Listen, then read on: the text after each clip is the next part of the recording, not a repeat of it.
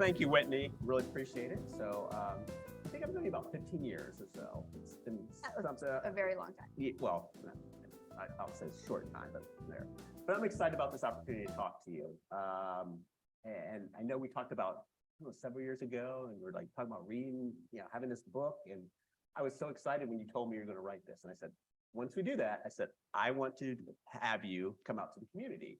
And so you discussed writing this book. Tell me about the process and honestly, why do you decide to write the book? Well, and I have to look at you guys too, because I'll feel super awkward if I don't. So we're having conversations with everybody. Yeah.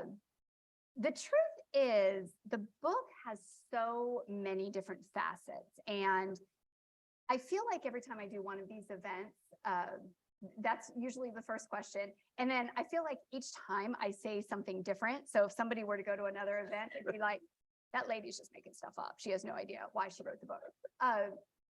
Because there are lessons in it about perseverance and resilience and all of, I think, those basic concepts.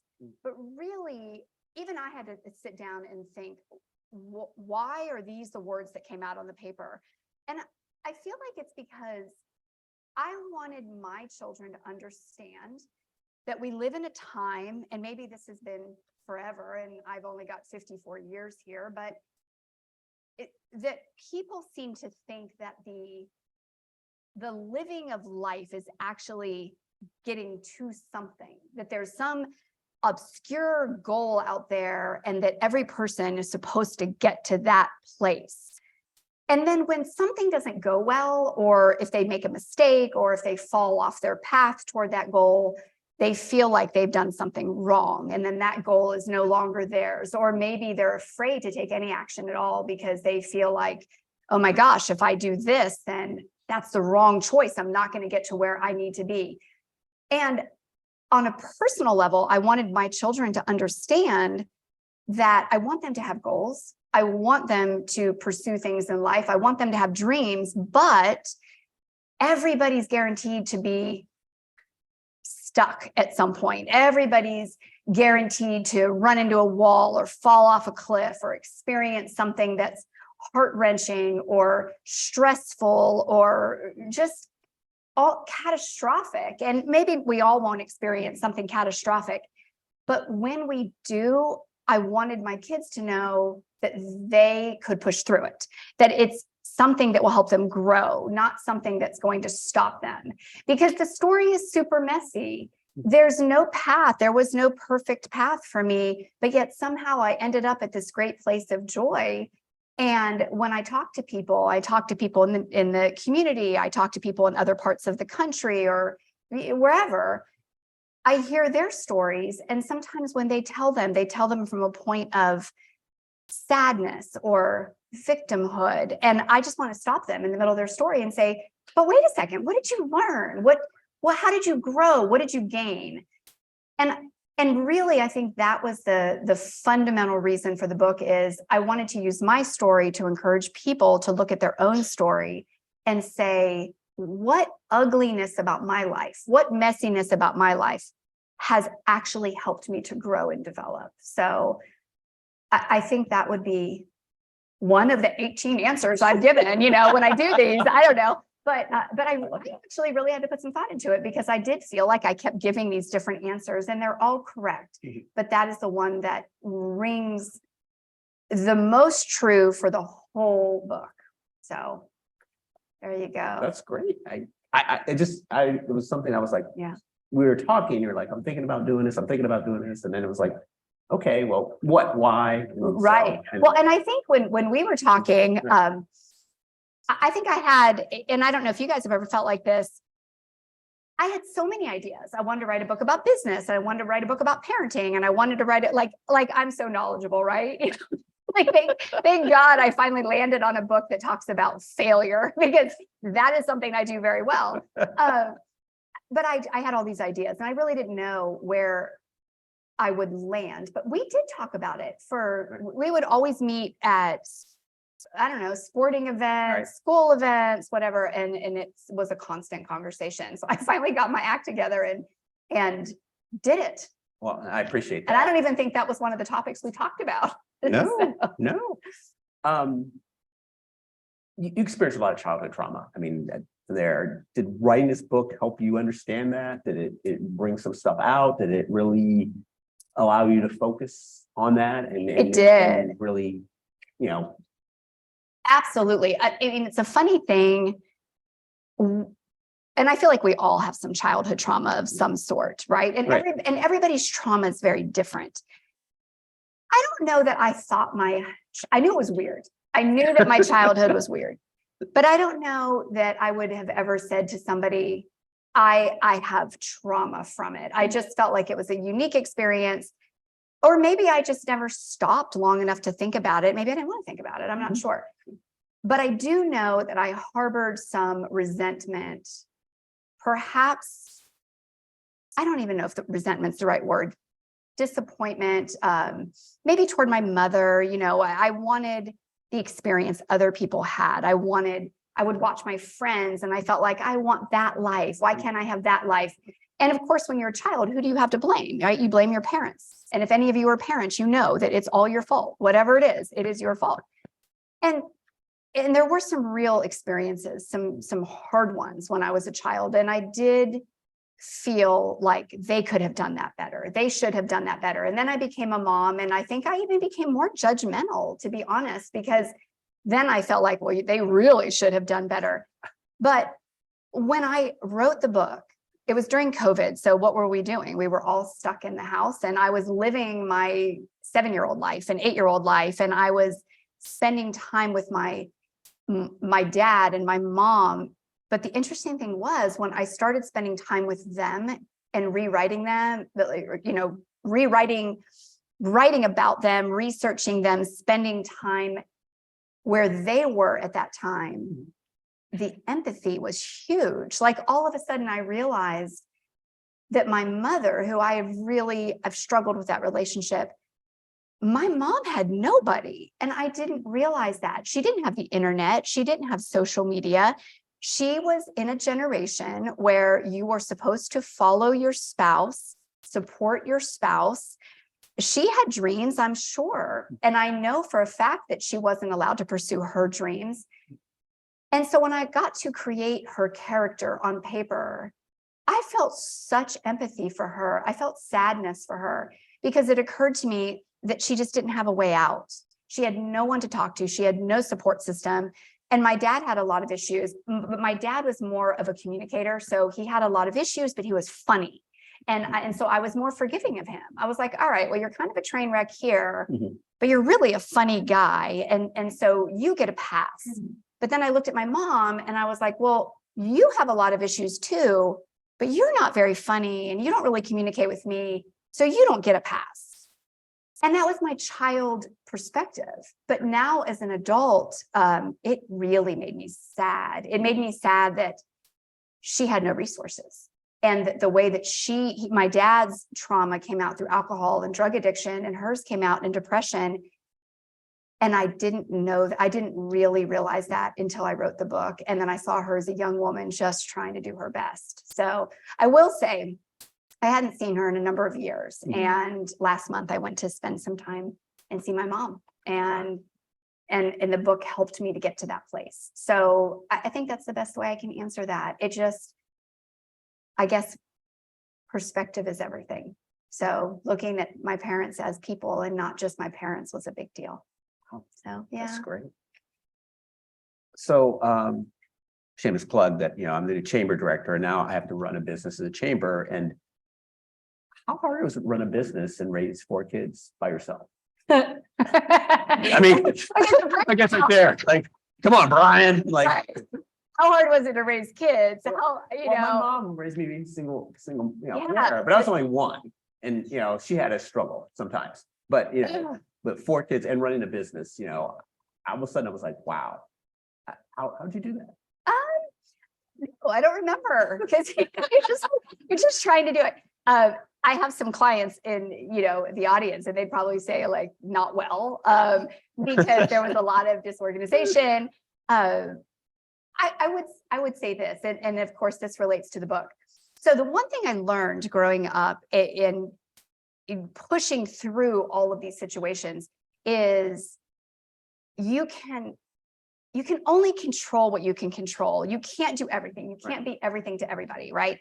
And being a mom, I learned very fast that I couldn't be everything, right? I couldn't be the cookie maker for the classroom. I mean, I tried a couple times. It was like an embarrassment to my kids, so that didn't happen. I mean, I tried to, like, I put that hat on, and I was like, all right, that doesn't fit. Right. I didn't join the PTO. I didn't, coach my kids' teams. And so I think I had to just decide, where can I shine? Like, what strength do I have? What value do I have? And how can I impart that on my kids? And luckily for me, the business of teaching kids and raising kids isn't that different. So I don't know that I really thought much about it. I will say I made the kids go to work with me, and that was a big deal. So that helped. It definitely helped for me to take my kids to work. And then I tried to teach them whatever work ethic I had. I tried to impart them, that on my kids too. But honestly, Bryan, I don't know how I did it. I will say this. Somebody asked me recently, and maybe you guys can relate. Somebody said, gosh, don't you miss when your kids were little? And I'm like, are you out of your mind? Absolutely not. So I'm not sure that I shined, but we tried. And I will say, because everything, and I talk about it in the book, everything is a lesson, every experience is a lesson, that I also tried to use my business as a teaching tool for the kids. So just tried to get as much out of it as I could. That's great. So, yeah. And that's one of the things, I mean, I've always known just that strong work ethic that you have. And it was always like, okay, I was like, I got 2 seconds for you. Keep moving. Got stuff to do.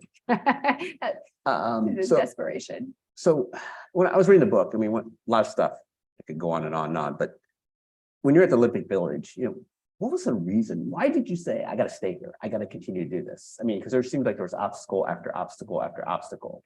And how did you say, I'm not giving up. This is it? I didn't have anywhere to go.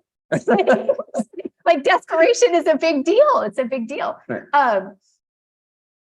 I really very literally didn't have anywhere to go. And, that is something I think is a valuable conversation in our society today, because, and again, if we're talking about parents, or even at the dojo, when, they're not my kids, but I'm mentoring them, I feel like we as a society have become very, very fast to provide a plan B.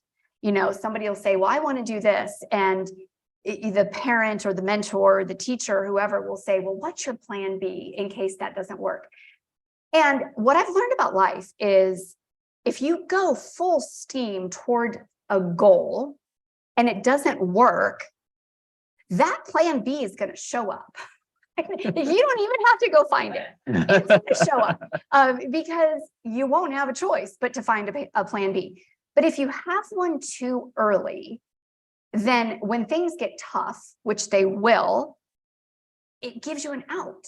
And so I think there's this fine line between, I need to really put pressure on myself to force myself to find the solution, to endure the pain, to get to the goal.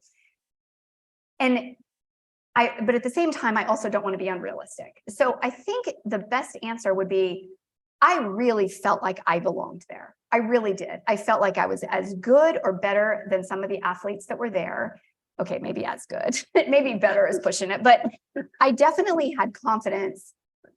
And I also was desperate. And that combination, and I had pride too. I mean, because I had no money. So I was going to have to call somebody and say, I have failed, and now I need to leave. And you read the book. I mean, how many times is a woman going to get on a Greyhound bus, right? I didn't want to be on another Greyhound bus. I just think all of it together, and being afraid of failure and not knowing where to go. Where would I live? What was I going to do? I didn't have a job. I didn't have an education. I needed that win. I needed that victory. So I would say sheer desperation. Okay. Yeah. Well, it was just very stark contrast, where I think a lot of times people would have said, yeah, I gave it my best and that was it. And I'm going to move on to something else. And that determination from there, and I don't know if the equivalent is grit, but that, thing that just like, I got to do this and I got to make certain I don't have any regrets about that. And even the term your best, my kids and I would have disagreements about this because it is this common thing that people say, well, as long as you did your best, it's okay. And I would say, well, was that your best? Because it kind of looked like it sucked to me, and I love feel her. like Yeah. I feel like that term, that phrase, like, have you done your best? Are you doing your best? It has become an out for a lot of uncomfortable situations. So when people become uncomfortable, it's very simple to say, well, I did my best and it didn't work. So now I'm going to move on. And I wanted to, at least with my children, encourage them to really ask, is that your best? Did you get up as early as you could? Did you work as hard as you could? Have you left everything on the table? And if so, you can legitimately walk away and still feel like you have no regrets. But if you haven't, and you walk away because you're uncomfortable or it's hard, you're going to have regrets. So I think the word regret is really valuable alongside the phrase, did you do your best? Great. So what's the key reason why you moved back to Bexley, and what's the difference between being a high school student and being an adult living in Bexley? It's so different. So who here wants to go back and be a teenager? I don't know, maybe someone.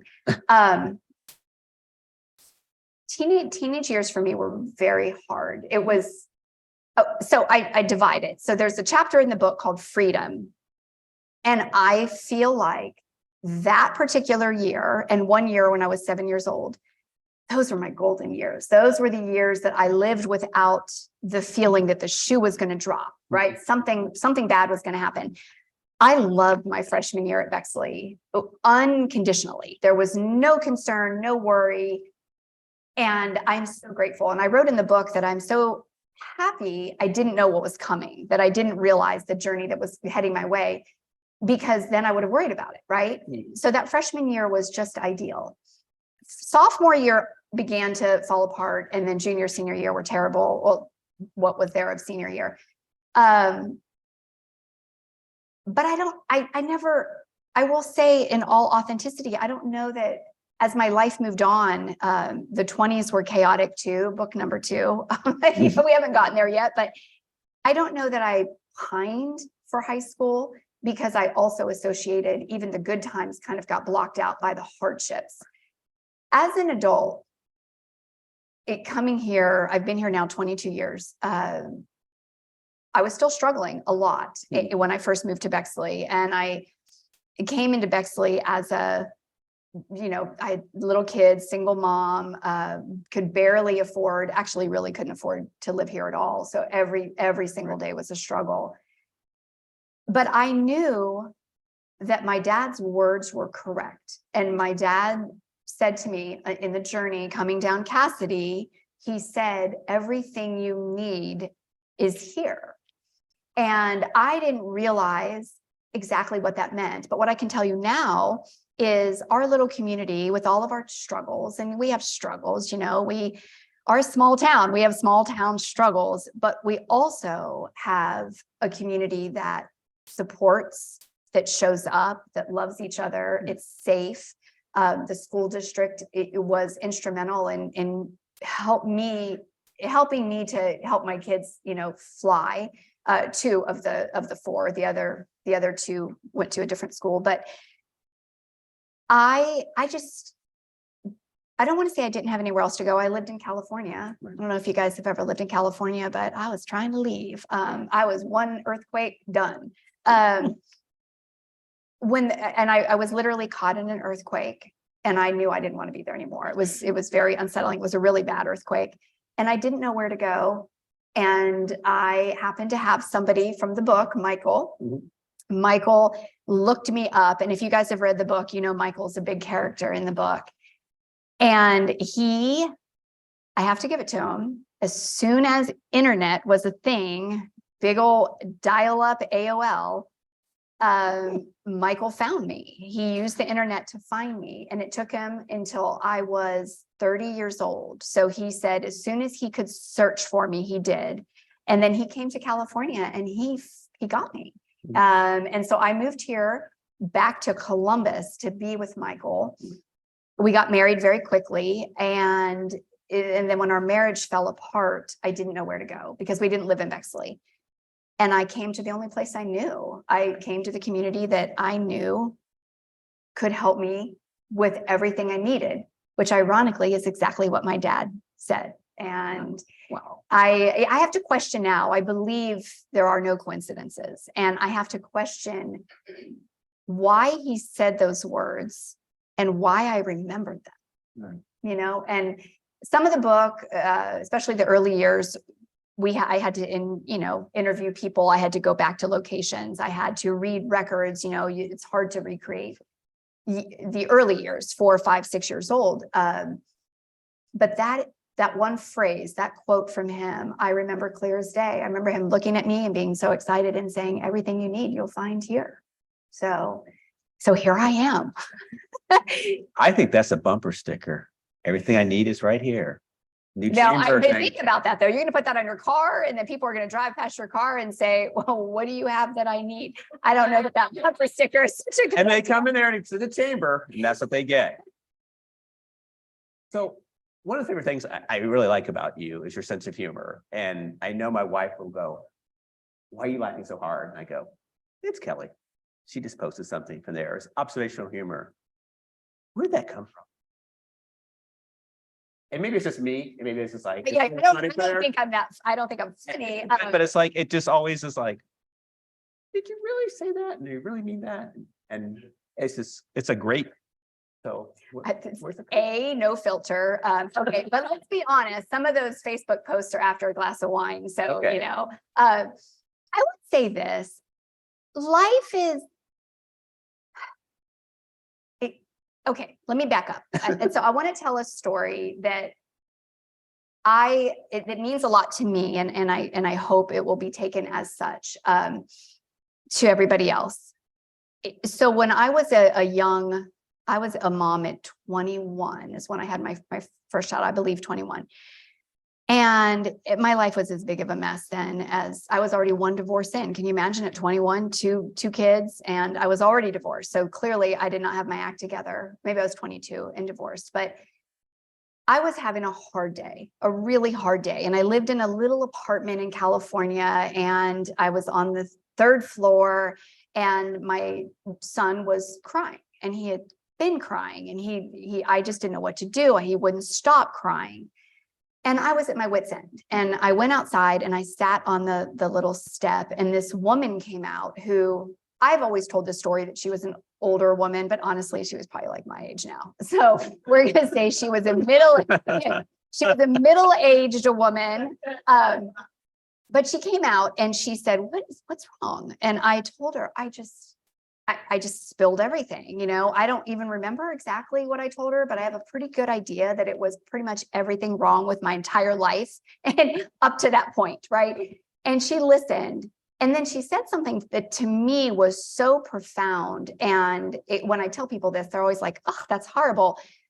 But let me explain why it was profound to me. She said, "Oh, honey, why are you so worried?" She said, "We already all know the end of the story."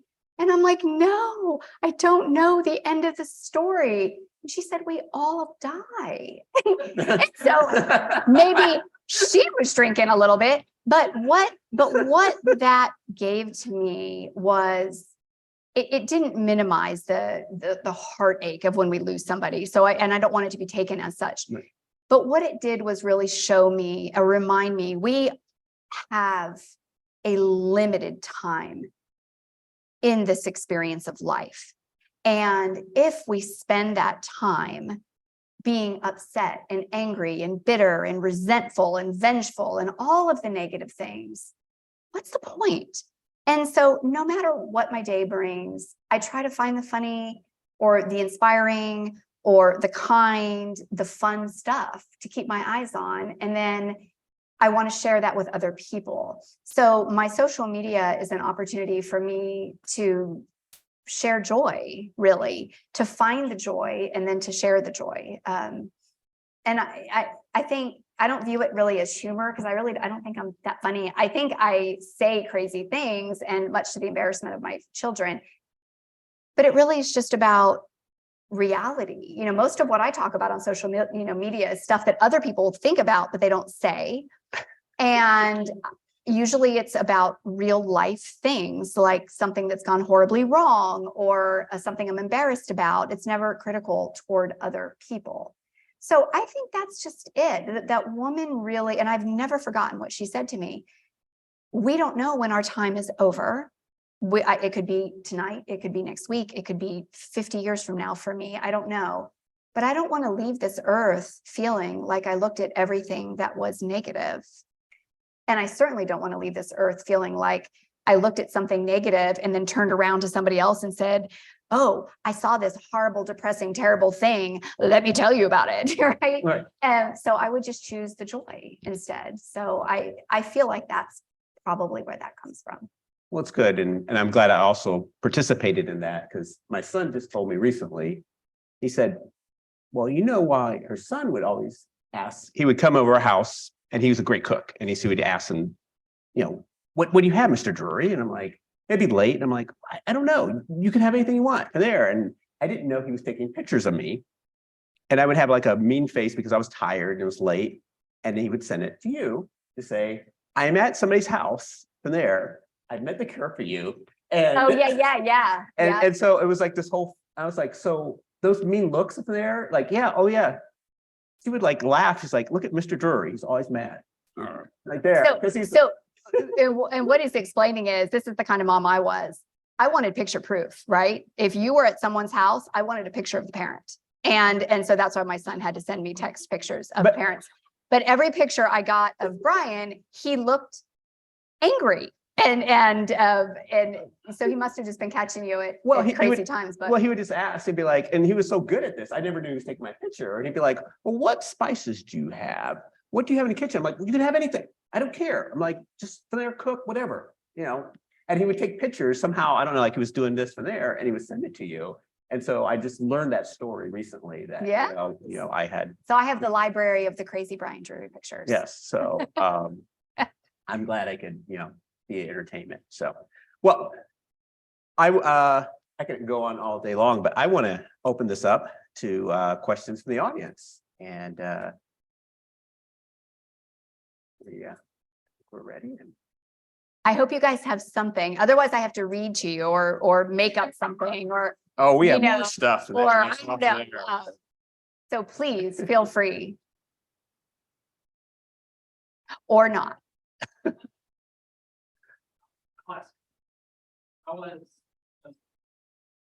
How was the process of writing the book? How did that impact your relationship with your siblings? That's a great question.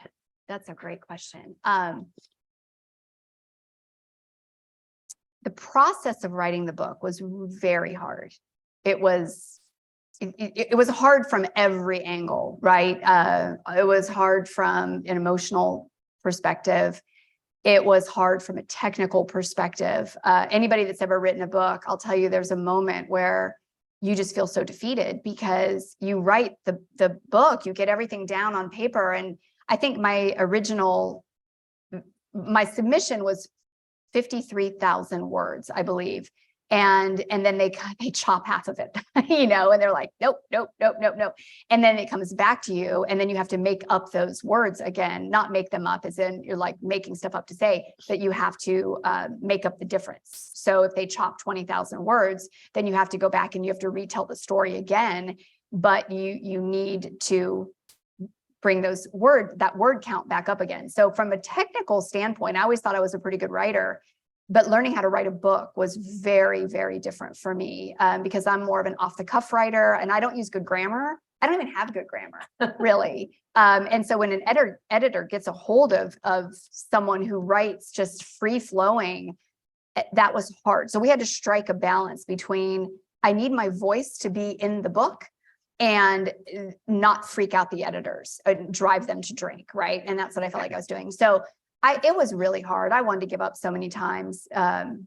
I truly did, because I just thought, I'm never going to get this. This is never going to come together. It's never going to be a story that anybody can follow. So that's how I felt about writing it. As far as my siblings, my sister had a huge hand in helping me line things up. And we actually had to take a timeline, and I had to put it on the wall. And I have a picture of myself looking at the wall where we had to slot everything because we didn't even know where it fit. We had the memory, but we didn't know where it fit because everything happened so fast. There was so much going on. And there was a little rule that I had. If a memory could not be confirmed by 2 of the 3 of us, or an external person, or on paper, then it didn't make the book, right? Because I wanted my children to have an actual authentic telling of my story and of their family. And when you grow up in chaos, there's a lot of dishonesty, even if it's not intentional. A lot of stories get told that aren't true, and then they get passed down, and then all of a sudden you're telling a story that was never true. So I wanted to be able to I can't give my kids their grandparents. I can't give my kids the natural foundation of life from a family perspective, but I wanted to be able to at least say, here's an accounting of my story so that you know what you're talking about when you share it with your children. And so my sister and I spent many hours going through things, sifting through things, and with my brother as well. My brother is a very private person, and a lot of people have asked me, well, why don't you talk about your brother very much in the book? He's such a lovely human being. He has a beautiful family. He has a job he loves. We call him Johnny. He's just this great guy, but he wasn't a big fan of me telling the story. And so I was very careful to make sure that my story was my story and not his story.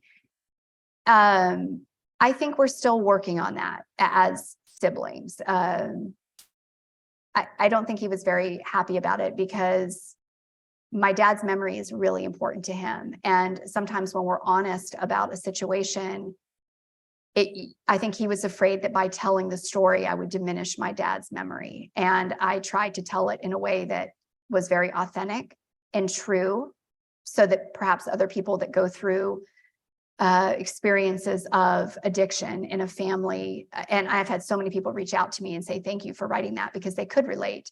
I think you can tell that story and still express the love you have for somebody.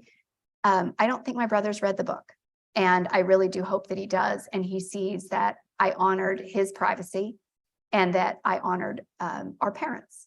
So I think that's a work in progress right now. So anyway, any other questions? And thank you for that.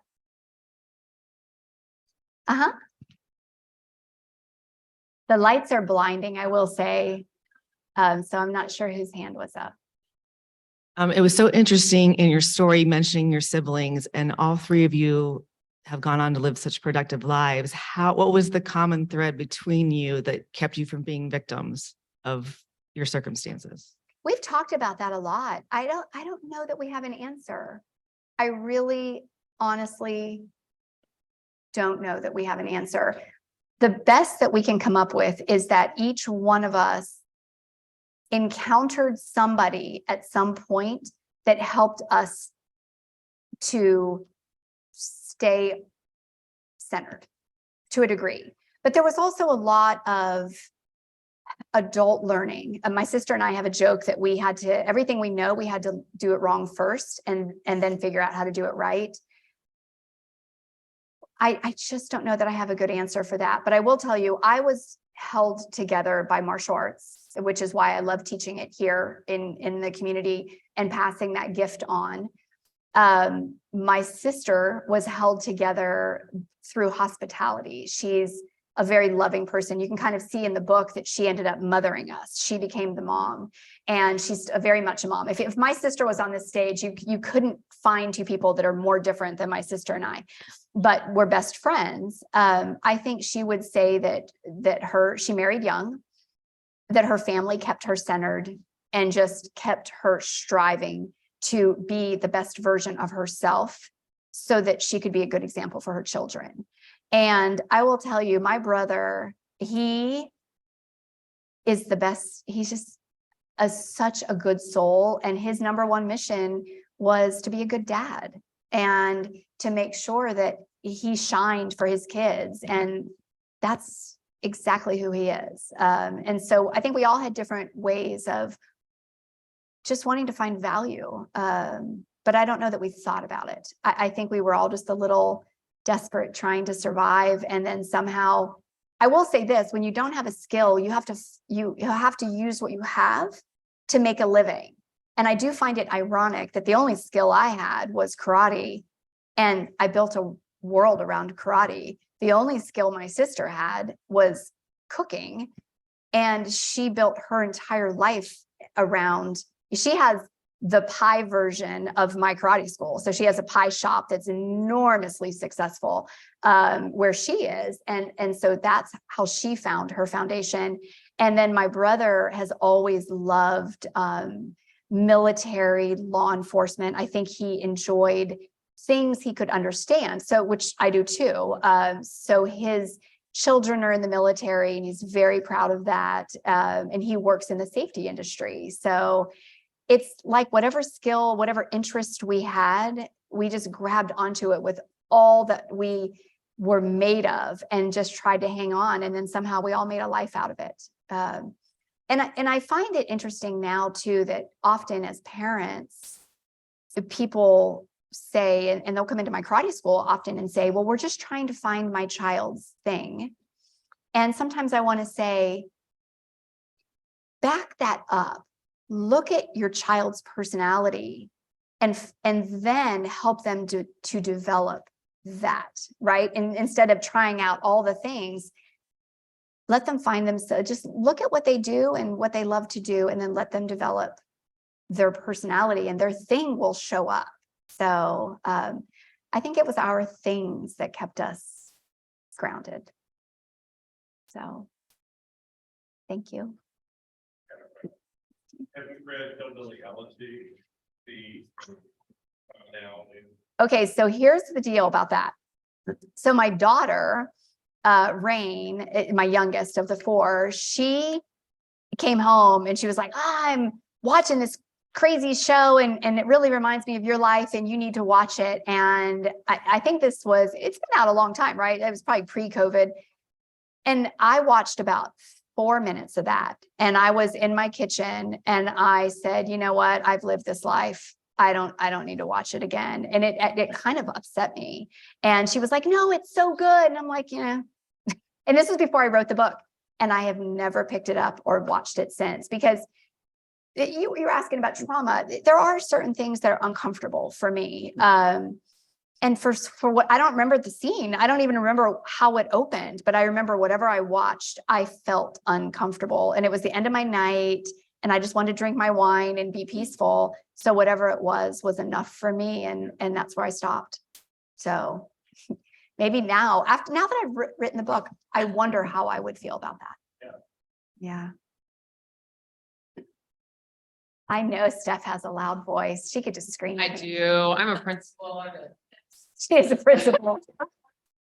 So one of the things I found really interesting in your book was, I've heard stories of your life, but to hear both the real positives about your parents and maybe the negatives come out. So especially because you were talking just now about, I don't know how we came through, but one thing I noticed you kept coming back to with your father is he sort of never gave up. There was always the next job. Like he went to the next job. He went to Africa. He had these big hopes. Now he's in charge. I don't know how he talked himself into these jobs based on what you were saying. So I guess, right. So I guess I wonder, how did you come to that place to be able to find that value when there was so much challenge and hard things that you saw, but yet you have walked away. And in this book, you can see it. Also the value you walked away in his strengths and the strengths that I think from what you portray, you and your siblings walked away with in more positive ways. Because I'm a parent, because on any given day when I was active parenting, meaning my kids were still at home, I would get 7 things right and I would get 3 things wrong. And you really pray as a parent that your kids are going to look at the things that are good about you and be forgiving when you don't get it right. And so it was much easier for me to look. I was still struggling with my mom until I wrote, like I got to know her. But for my dad, his was more obvious, probably because he was a better communicator, that it was easier for me to see that he had this, all these funny things and his perseverance. The job thing really annoyed me when I was young, because you just think, what's going on? Like, why can't you just keep it together? And we would fight about it, and I can't sugarcoat that. There were a lot of battles about that. But now, of course, when I wrote the book, I had the adult perspective of, wow, he never stopped trying. And when I read the paperwork for the restaurant, which is where Giuseppe's is now, so it was a restaurant called Bobby Socks, if any of you are lifers and have been around long enough to know. I read the contract, and as a businesswoman, that was not a good contract. There was no way he was going to be successful. Like it was almost impossible. And, I don't know why. I think he signed it because he was just so hopeful and he was just willing to take that chance. And you know what, as an entrepreneur, I respect that. I really do, so I think he was a very brave man. I wish he could have hung on longer, because I think he would have eventually got it right, or we would have got it right and then we could have taken care of him. My mom lives with my sister now, and so she's well taken care of. But he just couldn't hang in, and yet he was just so courageous, and he got the jobs because he was so charismatic. He could, what is that phrase? You could sell. Yeah, I mean, yeah, he could just make up these insane stories, and everybody loved him. He was just that kind of guy.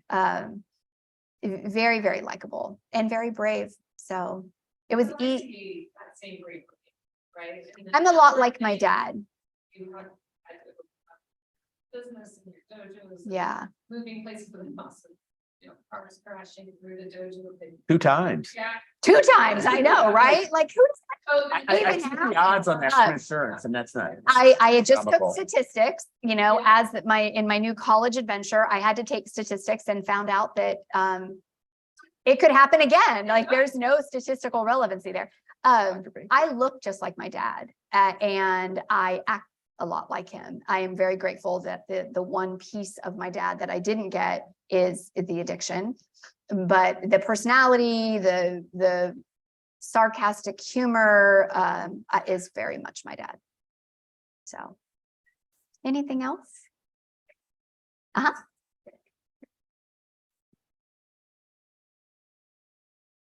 Hello, Kelly.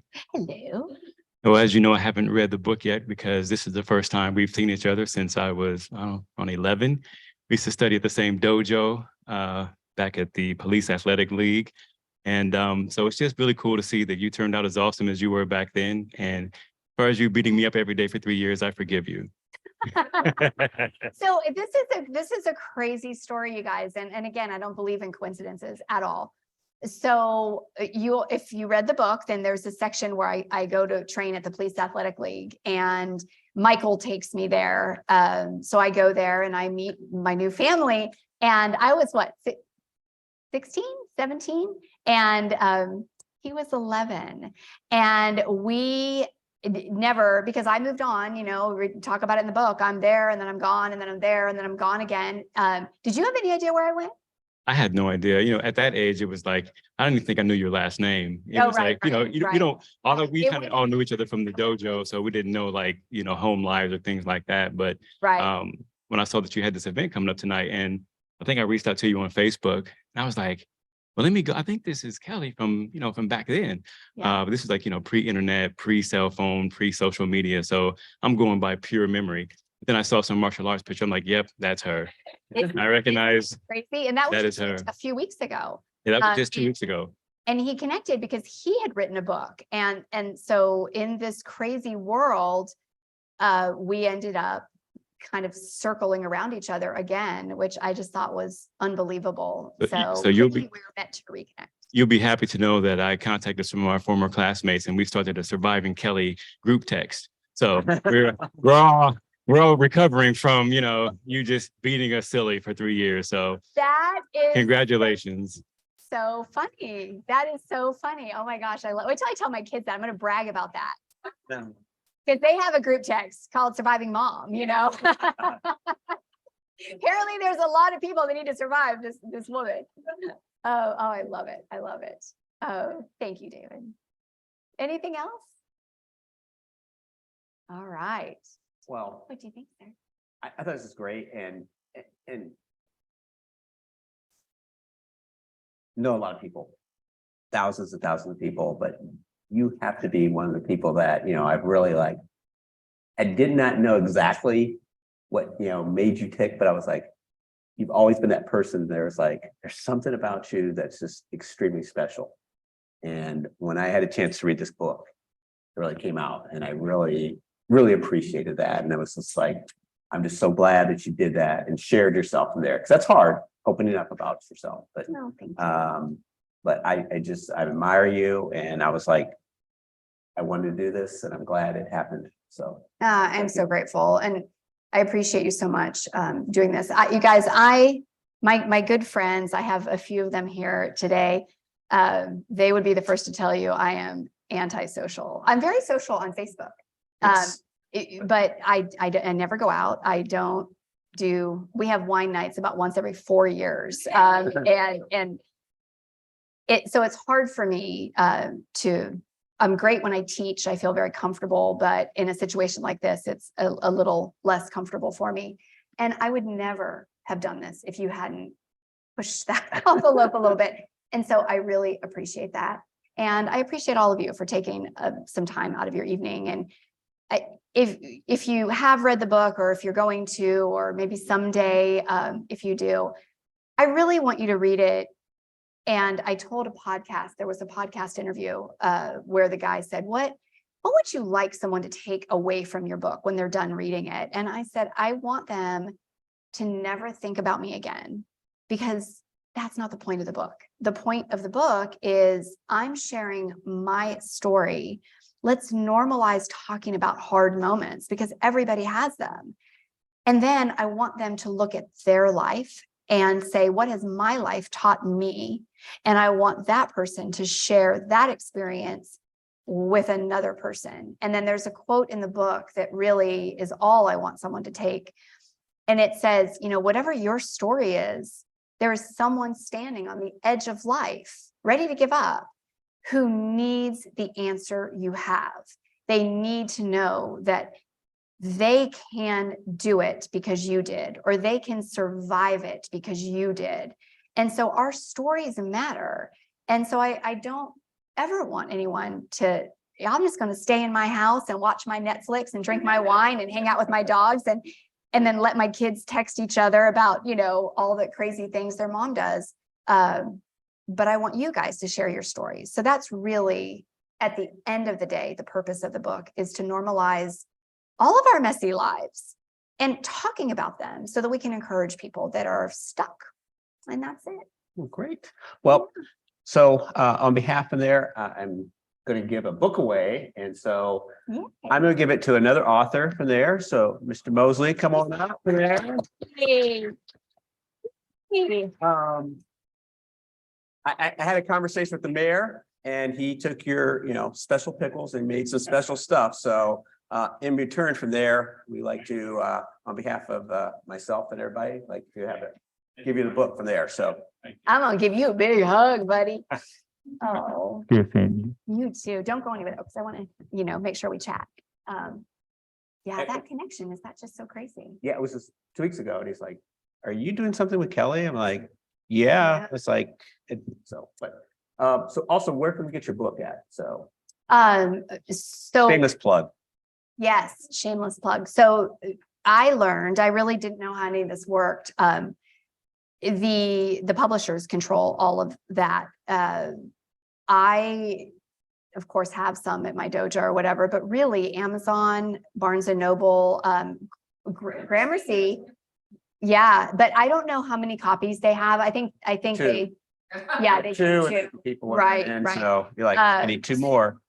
So definitely we check out local, Amazon and Barnes and Noble, or Google it and see it. They're selling it in what, Japan now, I saw. It's very exciting. So yeah, anywhere. And I had to learn that aspect. I didn't, and I will say, I think the publisher gets a little annoyed with me because I just wanted to write the book.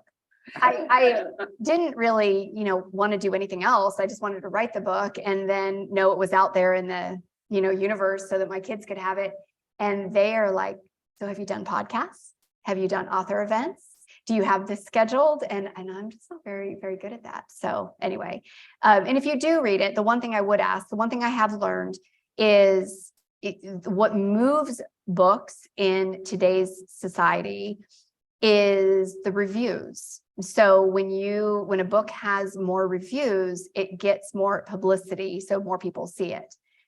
I honestly, in my heart of hearts, and maybe because I've been there myself too many times, I believe that the book will find the people it needs to find, but it might be easier for those people to find it if it has a little bit more exposure. And so if you have read it and you have a moment, I would be very grateful for a review, whatever the review is, so that we can share the book with more people. And for me, that's the ultimate purpose of the book. So if you could take a moment to do that, I'd be super grateful. And that's it. That was my shameless plug. Oh, that's Review the great. book. Yeah. And, there's holidays, Mother's Day. That's what I do, gifts. And there are people like, oh, what book is Brian getting me? So I'm. Can I tell a funny story though? Yep. Okay, so I did learn It's something. funny. I did learn something. So we told the story about why I wrote the book, but what I didn't talk about was the timing of writing it. So I have so many like half-written manuscripts. It's unbelievable. And I just thought like I'd almost finished something and I thought, okay, I'm going to submit this to see if I can get a publisher to pick it up. And then I would talk myself out of it. And I would think, people have far worse stories than mine. Like, why would anybody care? And then I wouldn't tell the story. So, or I wouldn't submit it. Well, COVID hit, right? And I was terrified. I'm the single provider for my family. And all of a sudden my business is shut down. And I am afraid I'm going to lose my business. And how am I going to pay my bills? Like I was so scared. Well, we were talking about desperation earlier. And I'm like pulling out those manuscripts. I need a book deal. I thought I can make up the difference in income with a book deal. So I don't know what I was thinking. So I ship this, out. I get this publishing thing. And in my head, I'm like, all right, when I finish it, I'm going to make money. Okay. So I learned you don't really get rich writing a book. Okay. That was my number one lesson. And it takes forever. Right. So that was my big lesson. I do appreciate the support so much, but in my head, it looked really different. I was like, oh, I'm going to be able to travel.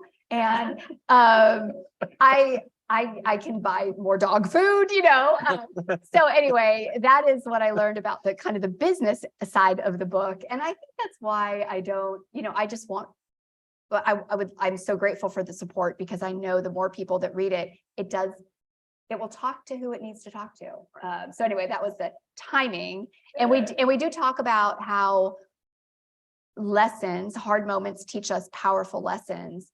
And honestly, if not for COVID, I would never have submitted that book and I would never be here. And so isn't it interesting that when COVID hit, rather than sitting at my house and feeling sorry for myself and being afraid, I did exactly what I talk about in the book. I sat down and I said, what is the lesson in this? How can I grow from this? What goodness can I find in this? And here we all are tonight. So it's just another lesson, hard moment that teaches us something powerful. Wonderful.